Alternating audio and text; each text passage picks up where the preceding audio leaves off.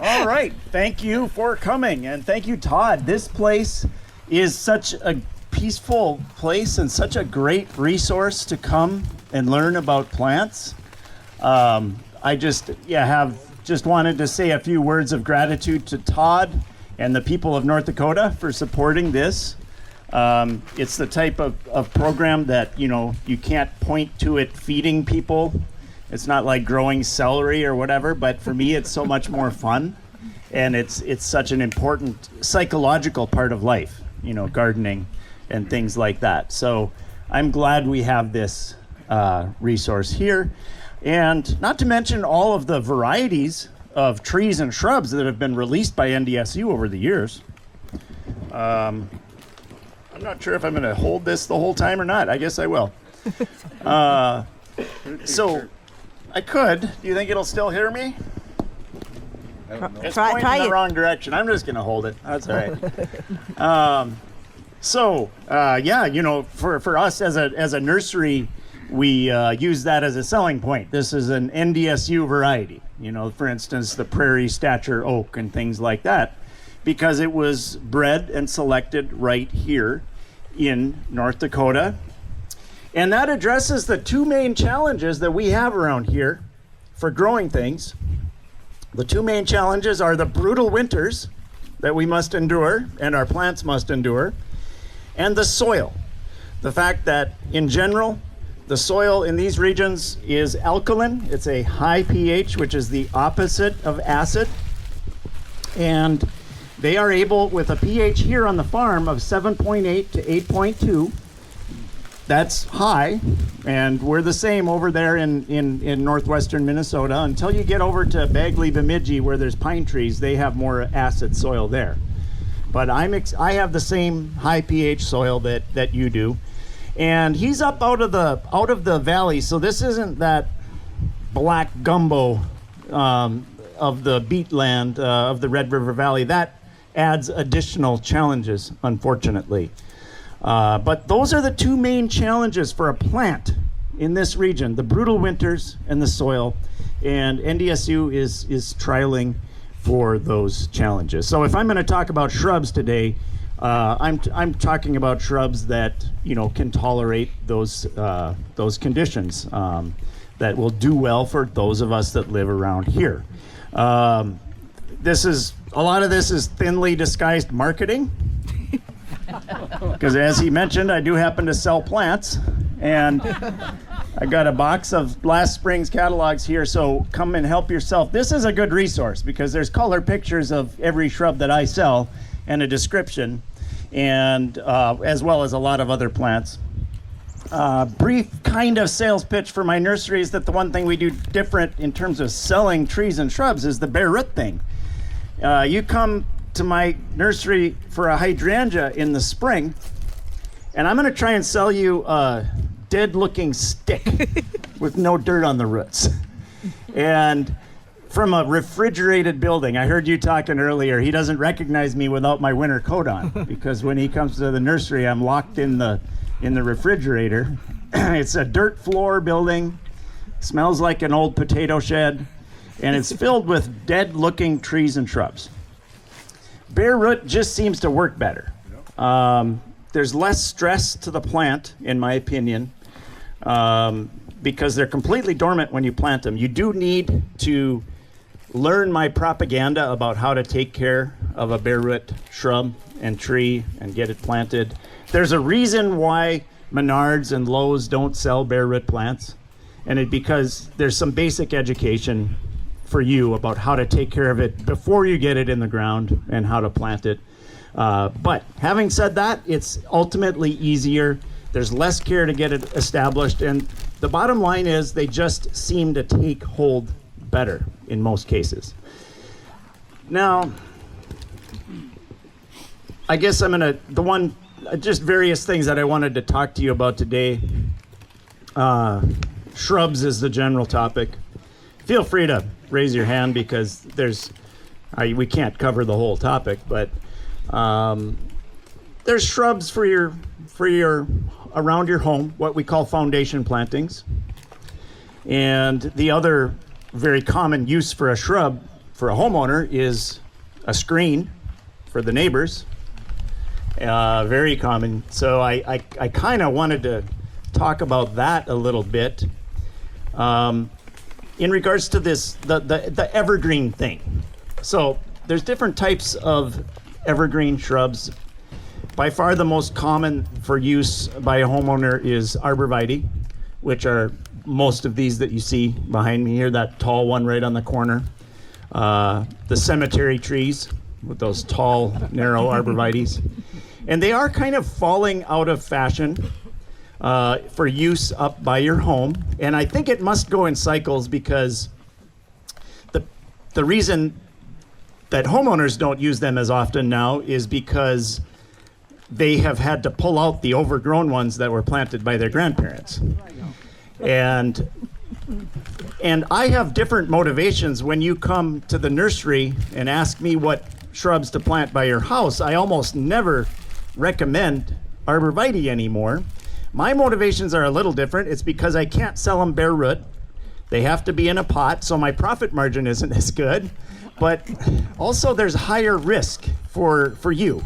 And if they die for you, then you come back to me, and then we have to wrangle through this whole thing of whether I guarantee them or not. And they're harder to get started because they're not bare root. And the other thing, and as I was thinking all of this in my head as I was driving here, going back to the screen thing, so many people, when they decide they want a screen for the neighbors in their yard, they do their research, they decide pyramidal arborvitae, whether it's North Pole or some variety or whatever, will be the best option for them. And then they call me trying to look for these plants. I always say I only have like 3, so go to All Seasons in Grand Forks. They have a better selection than I do. Dieter, you're here. But I also have to have a little talk with them about their plan. Arborvitae are higher risk because they're more expensive. You're paying $40 a piece or whatever for this little 2-foot tall evergreen, and you have to plant them 3 feet apart to make your screen. Fine. If you can get a beautiful hedge of arborvitae, it's awesome. It's there in the winter. It doesn't lose its leaves. But the risk factor, sometimes they turn brown in the winter around here just from the sun in the winter, especially when they're a young plant. It's called winter burn. And they don't recover as well from that as a deciduous shrub that has problems in the winter. The thing about deciduous plants, the ones that that lose their leaves in the fall, if something goes wrong, you can just cut that thing off and start over again. You can't do that with arborvitae. Then I drive in here and see this gorgeous, I am so jealous of this. By the way, we try to do out at Bergeson's a small and different version of what they're doing here. I mean, this is so beautiful here. We use a lot of annuals though, so it is just color, which is also beautiful, but it's a different type of beauty. You can learn a lot by coming out to Bergeson's as well this time of year. I'm not trying to sell you anything at this time of year. You just go out and visit and walk around and learn. But I'm jealous of that, because that's like what you see in the gardening magazines. But the thing that is critical to understanding that beauty right there is that 10-foot fence around the entire property. That's what we don't have. And that is why in the cemeteries, the arborvitae start right here. They're bare sticks up to here. Even Cindy, my office manager, she had some beautiful arborvitae on her place for 30 years. And then over the course of 4 days, one winter, when the deer were extra hungry, they ate up the bottom. And that doesn't come back. So that's a risk factor with arborvitae, although it's a beautiful hedge. Anyways, I didn't want to spend that much time talking about it. But the problem is, deciduous plants, when you're trying to do a screen, it depends on how much side-to-side room you have in your yard, because it's hard to find a plant that is tall but skinny to create a screen. What I have to sell you are plants that get tall and fairly wide. And if you have the room, that's great. That's what I steer people towards. Bergeson dogwood is actually a great plant. So, yes, this is a sales pitch, but it's for your own good. Bergeson dogwood is a pure native dogwood that my grandfather Melvin spotted growing in the swamp near Gary, Minnesota, about 8 miles from the nursery. And he saw one that he thought was more dense and compact. Who knows, maybe the deer were just trimming it. But the other thing about Bergeson dogwood is the fall color. You don't get that with a lot of the commercial varieties. The leaves turn this brilliant cherry red in the fall. Very nice. It's a dense plant. We used to call it Bergeson compact dogwood, and it kind of got out into the world with that name. So it's has a little mini following out in Wisconsin and Illinois. People plant Bergeson compact dogwood, but the reality is it's not that compact. And I want to talk about that as well, how nursery owners lie to you about things like that. But anyways, Bergeson dogwood, the combination of it just being a pure native, that means it's perfectly adapted to the soil and climate around here. The fact that the leaves turn a nice red in the fall, and the stems are those bright red winter stems, which you do see natively growing around as you drive around. Make it a good choice for a fast growing hedge or a screen. I also wanted to, I've got a few other names in the list, but one thing you do have to consider when you're doing a hedge is cost. Trying to find, if you have to pay $50 a plant for something, it just doesn't work as well to make a screen. So Bergeson dogwood is one of my top choices there. But let me talk a little bit about that. That was something I was going through in my head on the drive here, trying to figure out what to talk about. The lies that we tell you, that the nursery owner tells you, it's always about height. Because the needs for a homeowner, for the shrubs up around your house, you need a 2-foot shrub for by the sidewalk, maybe a 3-foot shrub for either side of the step, and a 5-foot shrub for the corners, right? So we know that, and so in our descriptions it'll say this gets 5 to 6 feet tall, this plant. And you know what? We're telling you that that's kind of a half truth, because half of 12 is 6, right? We're telling the truth that it gets 6 feet tall. We're just not telling you about the other 6 feet tall that it gets. And when we tell you 5 to 6 feet, in our mind we silently add, as long as you trim it. And so it's good to ask questions, even if when you look on the internet, dwarf Korean lilac, 3 to 4 feet tall. What? They're and Miss Kim is another very common lilac that, it might say 5 to 6 feet or whatever. Maybe they're getting a little more honest on some websites. I have a beautiful hedge, and speaking of screens in the yard, I have a beautiful hedge of Miss Kim lilac that is 12 feet tall. And we have cut it back to a foot tall more than once. It's a mature old hedge. And by the way, gorgeous. Just a thick, dark green foliage. That gets a purple fall color. So that is actually a good option for a screen as well. But if you're planting a Miss Kim lilac on the corner of your house, yes, you have to trim it. Random wisdom about lilacs. Since we're talking, I'm kind of going randomly here because, well, there's too much knowledge to share here and we only have so much time, but lilacs are one of the few plants that there's a certain time to trim it, certain time of year where it's best to trim a lilac. And that is right after the blossoms have faded. The reason for that is because lilacs bloom on last year's new growth. So they bloom on second year wood. So the shoots that grow this summer, only from those shoots will it bloom next year. So if you trim it in the fall and you cut off all of the shoots from this growing season, you'll have a nice leafy shrub, but not nearly as many blossoms. If you trim it right after it blooms, then it's able to grow a little bit more that summer, and those twigs are what will bear the blossoms for the following season. So that's just a little trivia about lilacs. And since we're on lilacs, I was just talking to Todd about that. How many have lilacs that have started looking completely dead in the middle of the summer? Oh my gosh. Just a second. I'm doing a whole talk on shrub pruning.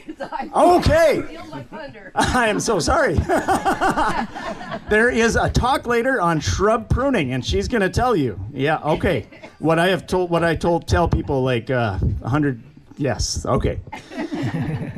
Don't worry, but let's. And then the other talk is who's doing a talk on fertilizing and treating things like iron chlorosis thing. Iron chlorosis one too. You're doing that too. Okay, I have a whole section of this lecture on that as well.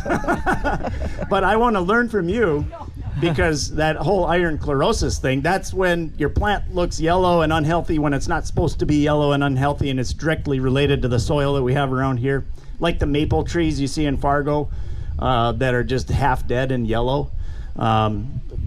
She'll have something to say about that, and I will hold myself back on that because but this disease, so many hands were raised, and I'm just shocked when I'm driving through a town and it just looks dead. They look like they've been sprayed with 2,4-D for real. And this has been going on, I think this is about the third year now, where that lilac disease, I don't know the name of it. I don't think the experts know which. Pseudocercospora. Okay, so that means, because I'm familiar with cercospora, which is a fungus of roses, and so that pseudo means it looks like that.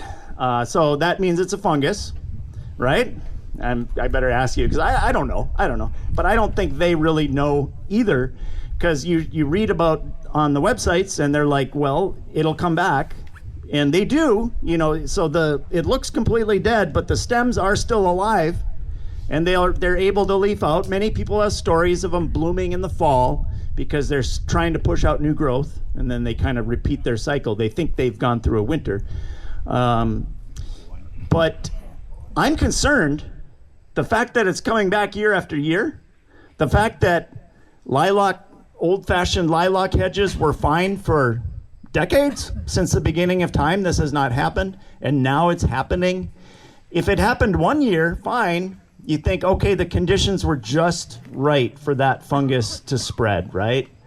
And it'll go away. The fungus is, in the area, but if the conditions aren't right next year, they'll be fine. But the fact that it's kind of like 2.5 years, I think last year wasn't as bad, but the year before, I don't remember exactly, but the fact that it's happening year after year is a concern. And I asked Todd, are there some lilac varieties that are better than others? And he was like, yeah, he just saw it today when he was driving around on the pickup. There'll be a set of 3 of this variety that are just dead, and then the next 3 are fine.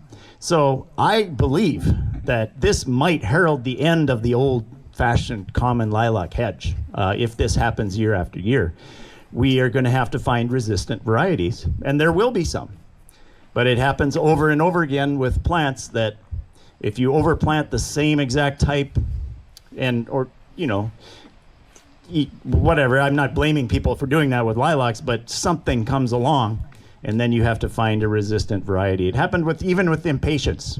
The regular impatiens that we plant by our house, downy mildew came along, and all the old varieties are gone now, and we only plant the resistant varieties.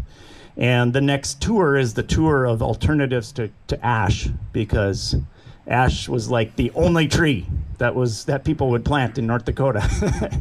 So what do you know? The emerald ash borer came along. Anyways, I'm supposed to be talking about shrubs.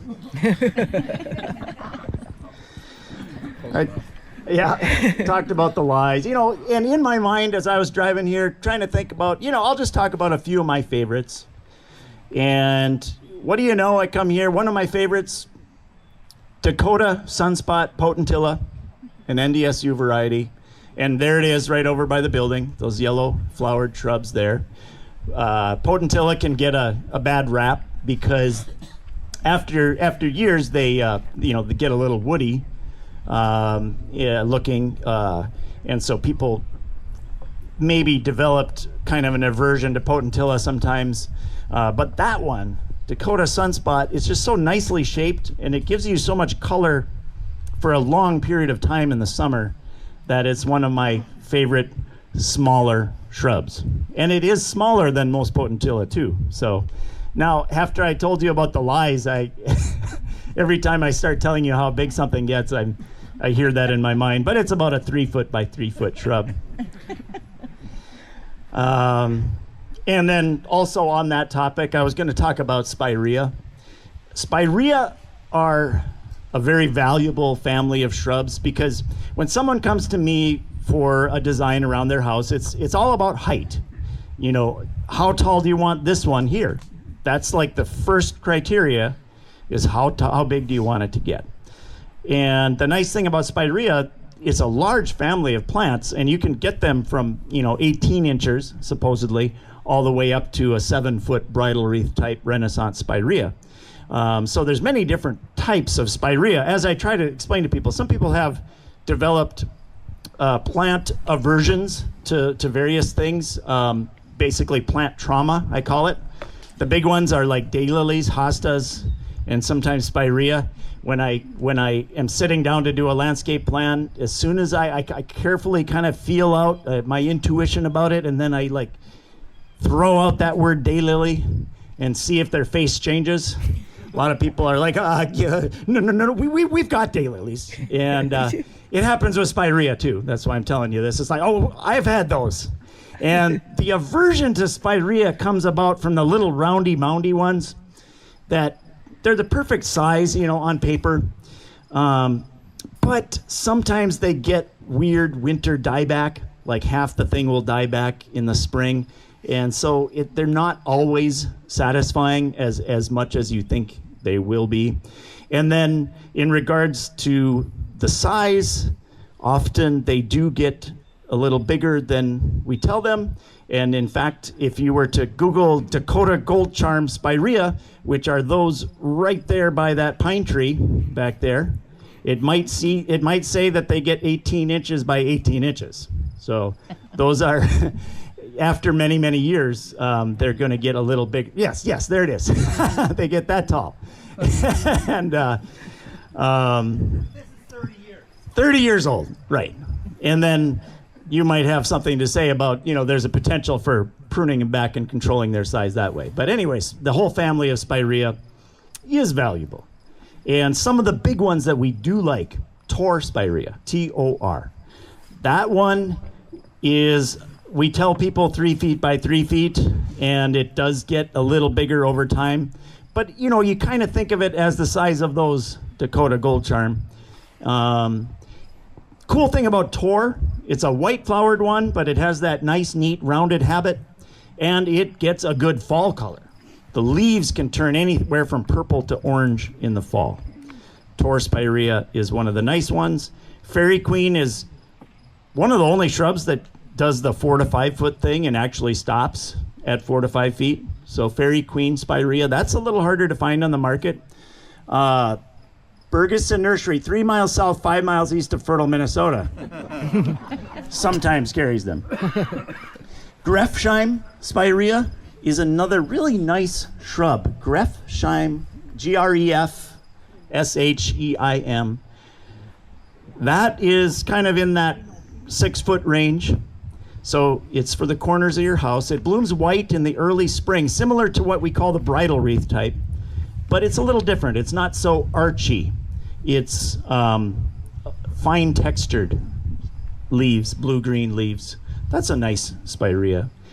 And then the spirea, one of these newfangled ones that they're coming out with, that really ended up actually impressing me. It's so rare that a new plant actually ends up impressing me as much as the pictures in the catalogs. There's so much pressure in this industry for new plants, new this and new that. And from decades of experience, we know as nursery owners that most of the time they end up being duds. But there's this one called Double Play Doozy. I wish they wouldn't have said Double Play. That's like, they do this marketing thing where that's the series name. So it's like Spirea double play this and double play that. And then your customer comes and says, I want one of those double play Spireas, and there's like 8 or 9 of them on the market, and you have no clue what they're talking about. So I dropped the double play. Doozy.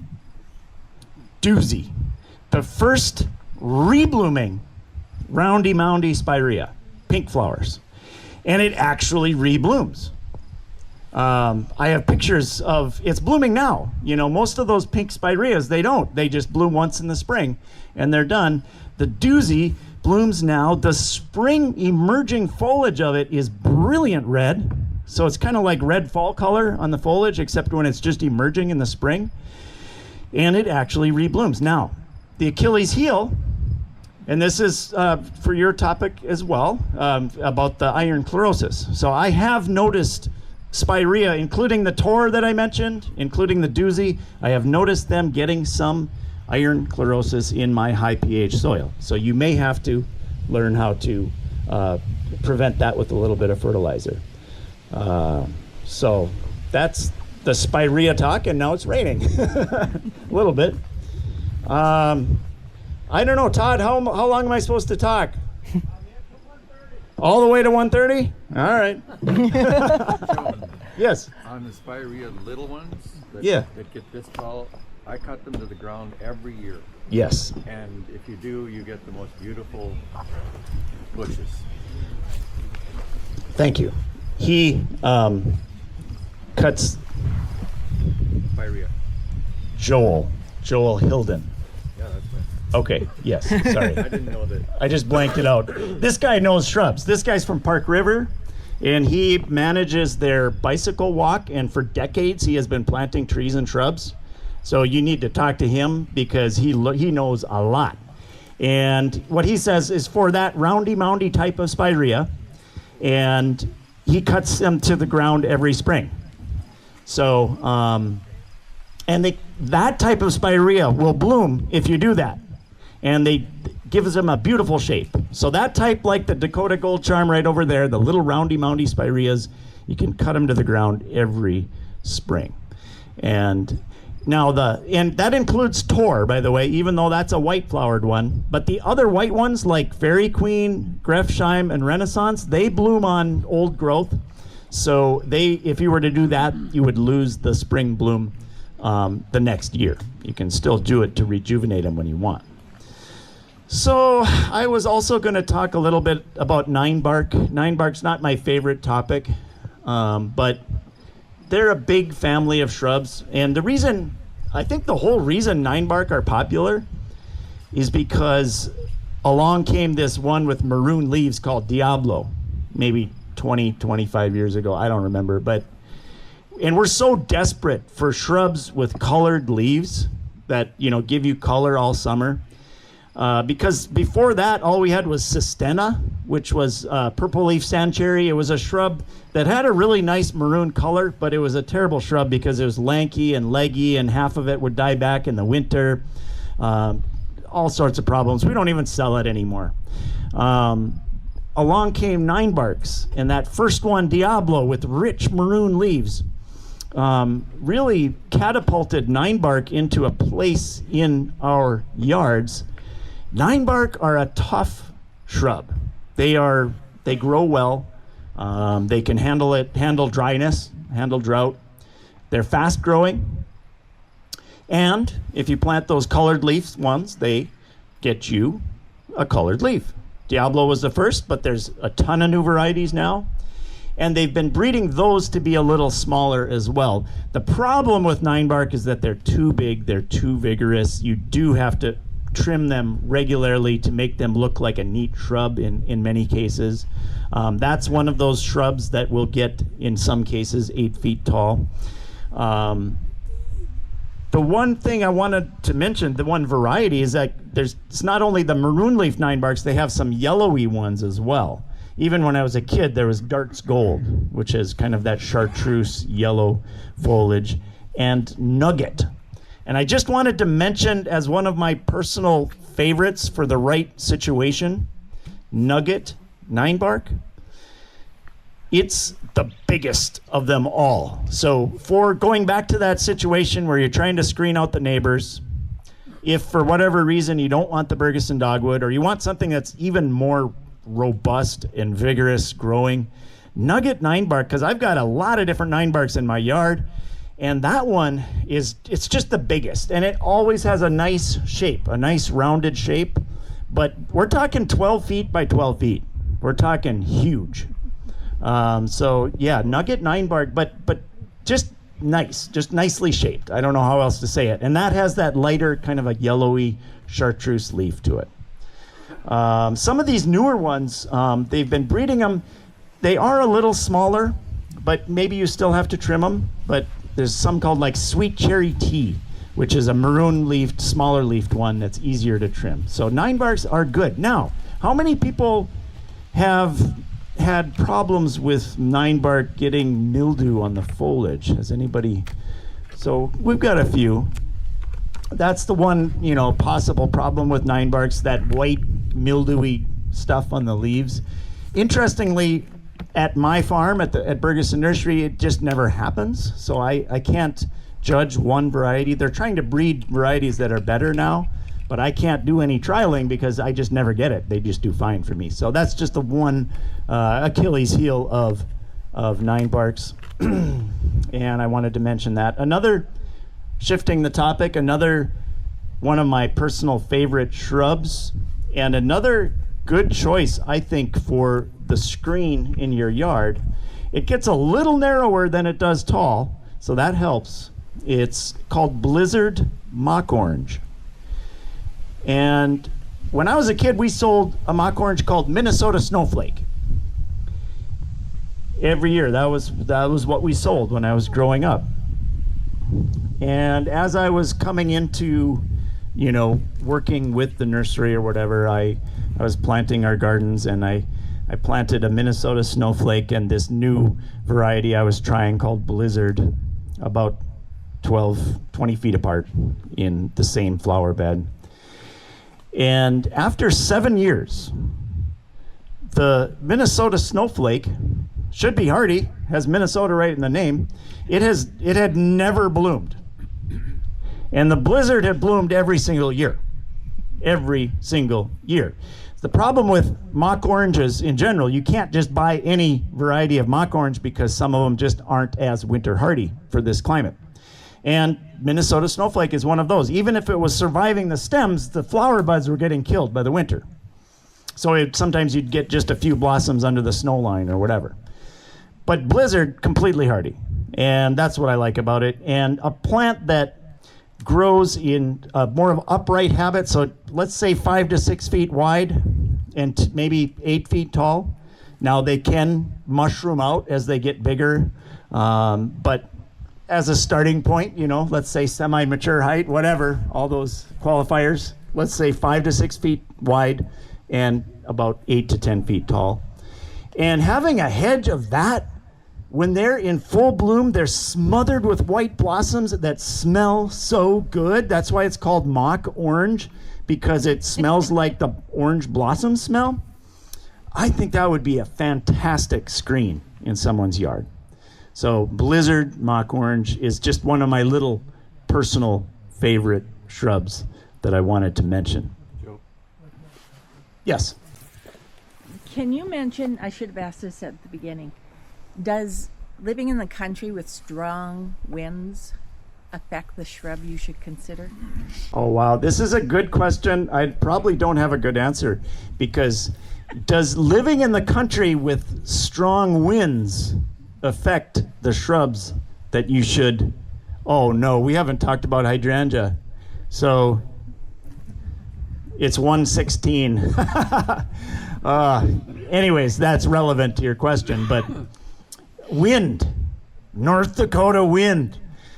This is something I get, and I have a hard time answering these questions because our nursery there is so protected. We have got oak trees around.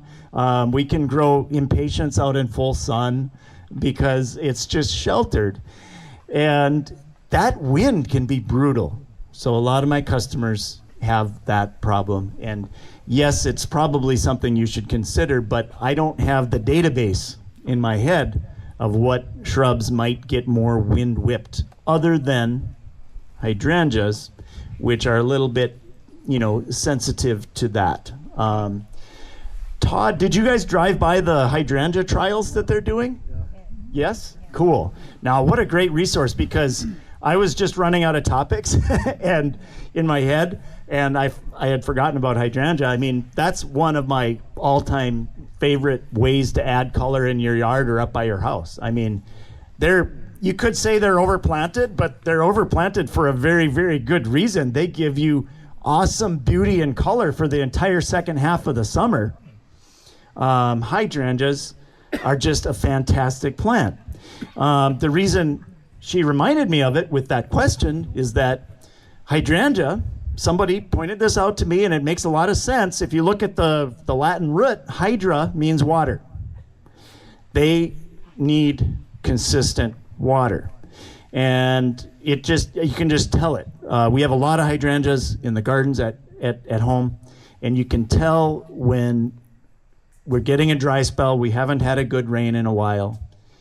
It's hard to describe exactly how, but you can just look at it, and the leaves are they're less rich blue-green, and they're more of a pale color, and they actually do start to droop. They're one of the first shrubs to wilt, and if you let it go too far, the blossoms end up being smaller.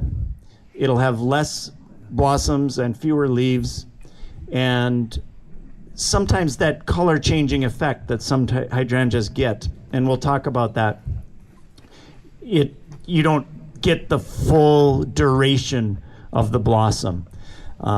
It'll just turn brown instead of turning pink as it should. And so hydrangeas, the one thing is important to remember, they need the water. But let's quickly talk about hydrangeas. Yes? Aren't the blues the worst kind to have, and the rose and the reds and the whites the best? Well, yeah, that's a oversimplification, but yeah, I'm gonna talk about that. The different types of hydrangea. She said, "Aren't the blues the worst?" And yeah, we could say that, but the hydrangeas you see in Home Gardening, Martha Stewart magazine, with those beautiful blue blossoms, and even a lot of the pink ones you see in those magazines, and the ones you see in the grocery store that you buy in the grocery store, a lot of times people will plant those, and after that it'll survive the winter, but it just never blooms again.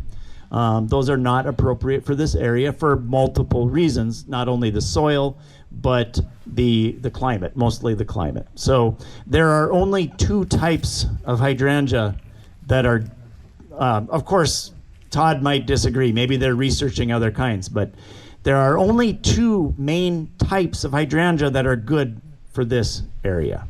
And they do not include those blue ones. The one that came on the market, what is it, like 10 years ago now, that Endless Summer? And of course we sold those because they were such an impulse item. That was the first one that had a chance to grow around here, Endless Summer. And I still know some of my customers have told me in Fargo, there's a guy that has like 20 of them growing, and he loves them. So they're not, I was going to say they're not terrible, but then I want to tell you about why they're terrible. But that guy can do it. He fertilizes them and whatnot. But what we found with Endless Summer, first of all, they would die out over winter sometimes. Second of all, if you put them in too much sun, they wilt. If you put them in too much sun, or too much shade, they don't bloom at all. So I knew somebody who would like prop an umbrella up at certain times of day over her Endless Summer hydrangea, trying to get it to grow. We don't sell them anymore because we don't want to mess with that. That's a different type of hydrangea. I don't know the Latin name on that. Those are the ones that have a chance of turning blue. Those are the ones that have all this confusing stuff about doing this and that, aluminum sulfate and all that to turn the blossoms blue. And there's no chance of that anyways in our soil, because our soil is so alkaline around here that you can't even start to make those blossoms stay blue on that type of hydrangea. Just forget them. Don't plant them. There are two kinds of hydrangea that are good around here. One of them is the old-fashioned big white balls that you see on the north side of people's houses, or all over on different sides of people's houses, what I call the Annabelle type of hydrangea. And those are good, Those are fine, and typically we put them in more shade. But then the bigger family that's really exploding in popularity now is what's called Hydrangea paniculata. And paniculata, panicle, that means they're the more triangular blossomed ones. Most of the time the blossoms have that point or that peak. That's where we get color. And it is not at all related to the roofing nails that you put in the soil underneath them or whatever. It's not related to that. They fade to pink. The blossoms, as part of their natural fading process, some of the varieties fade from white to rich shades of pink. They all bloom white initially, and then they start that fading process.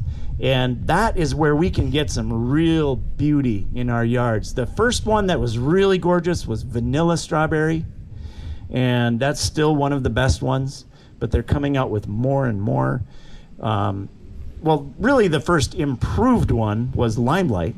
Limelight doesn't get as rich of a coloration, but that's the improved Hydrangea paniculata that's been around for the longest, and those are the ones you can see that are huge sometimes. They're like 10, 12 feet tall. But they're also fairly easy to manage with pruning to a lower height. But Limelight is still one of the best. But then all these pink ones, Firelight, Quick Fire. I think a new one on the market now that is going to be really good is called Quick Fire Fab, capital F-A-B.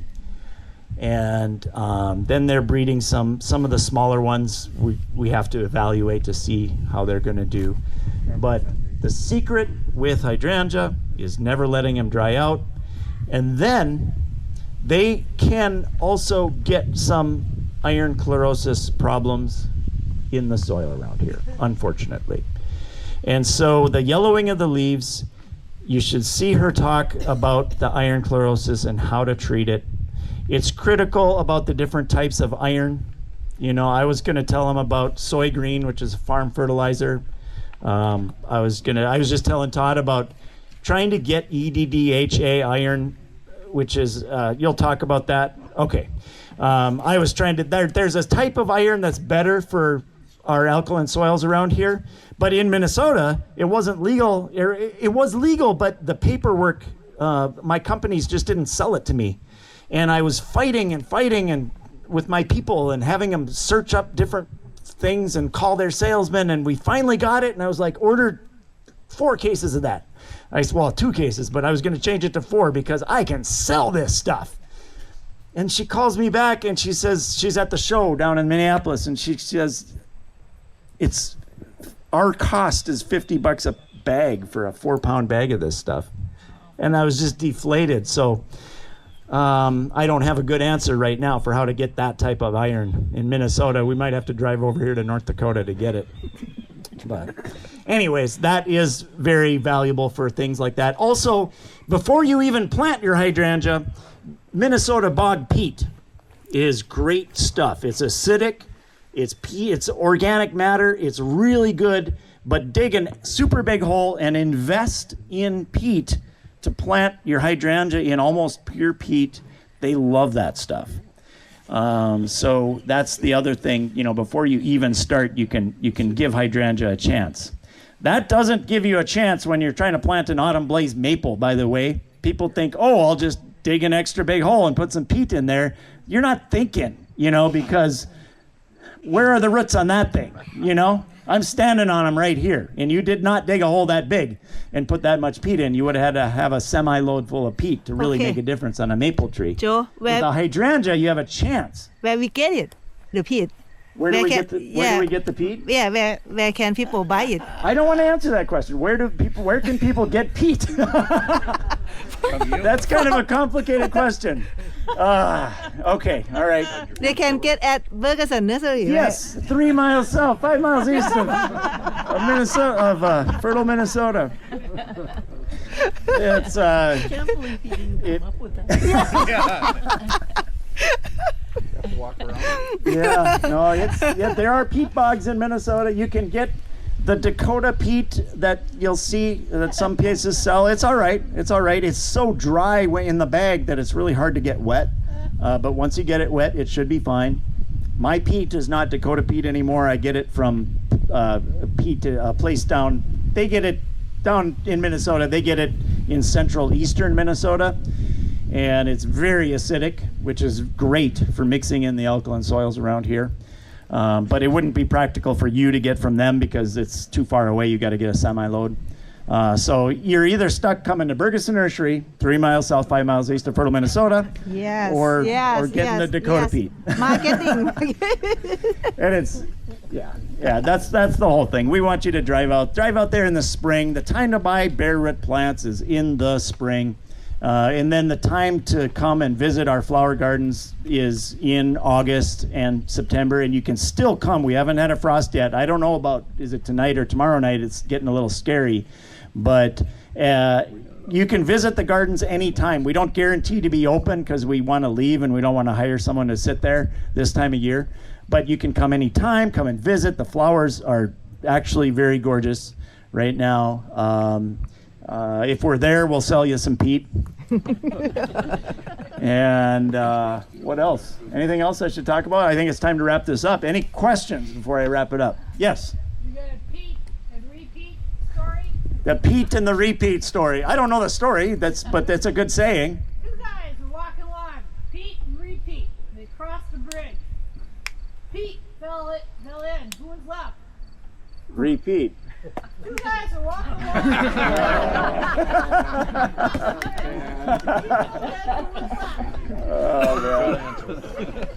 Yes. Yes. The blossoms that have already blown for it to bloom again. The question on the double play doozy spirea, do you have to deadhead it, i.e. trimming off the dead blossoms in order for it to bloom again? And no, you don't.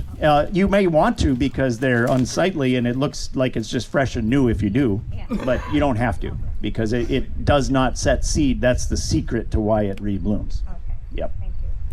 So, all right. Well, I think we better get ready for the next event, which is that the ash tree replacement tour? I will make that. Okay. Yes. All right. First off, thank you. Oh, you're very welcome.